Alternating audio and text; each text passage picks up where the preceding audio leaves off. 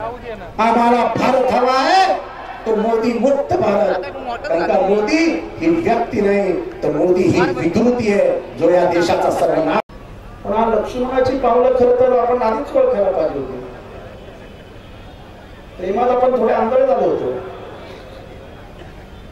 TV channel वरती मत मिळवायला आधीच या लक्ष्मण मोदीला पाठिंबा देऊन टाकला होता। लय पुढचा आहे। लोकसभा म्हणजे गल्ली बोळातल्या कुस्तींचा फड नव्हे। तिथे जातीचे लागतात, तिथे हिऱ्यासारखं मोजून घ्यावं लागतं, तोडून घ्यावं लागतं। आपण आपल्या ताकदीच्या आणि पैशाच्या जोरावरती पाहिजे ते विकत घेऊन पाहिजे ते हासिल करू शकतो। असे मगरूर झालेल्या या उमेदवाराला त्याची जागा दाखवा। कसे आले काय मला इतिहास सांगायचा नाही। पण एक दिवशी विधानसभेत निवडून आल्यानंतर विधान परिषदेत येऊन बसले। त्यांना विधानसभा विधान परिषदच माहित नव्हती आणि विधान परिषदे मागे येऊन बसले आणि मी जाऊन सांगितलं, अरे लक्ष्मण कारवाई होईल, खाली जाईल, विधान परिषदे विधानसभा नाही। अरे हो काय? आणि मी खाली उतरलो। आज मी पिंपरी चिंचवडच्या नागरिकांना सांगू इच्छितो की अनधिकृत बांधकाम आम्हीच वाचवणार। तुमच्या घरावरचा बुलडोझर आमच्या अंगावर जाईल तेव्हा तुमच्या घरापर्यंत पोहोचेल। आम्ही निवडणुकीची नक्कल करायसाठी इथे आलेलो नाही, आम्ही नाटककार नाही।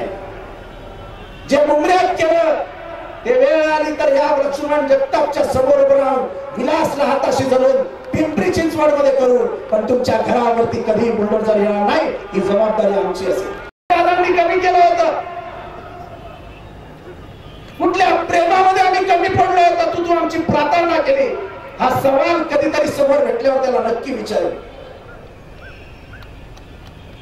सगळंच विकार नसतं, सगळं बाजारात विकलं जात नाही। महाराष्ट्राच्या मातीने कधी पैशाचा माज सहन केलेला नाही। ज्याला पैशाचा माज आहे आणि जो मराठी मातीला विकत घेऊ इच्छितो अशा उलाट जन्माला यायची आहे हे मराठी मातीने नेहमी टाकून दिलंय आणि हे परत त्या लक्ष्मणला टाकून द्या हे सांगण्यासाठी मी तुमच्याकडे आलेलो आहे। पण महाराष्ट्राच्या राजकारणात तमाशाचं फोट नाही, हे पिंपरी चिंचवडने पैशाच्या मार झालेल्याला टाकून द्या हे सांगण्यासाठी या प्रामाणिक कार्यकर्त्या तुमच्यामध्ये उभा आहे। मी महाराष्ट्राच्या राजकारणात अनेक स्टंटबाज बघितले, पण या पिंपरी चिंचवड मधला एवढा नाटककार बघितला।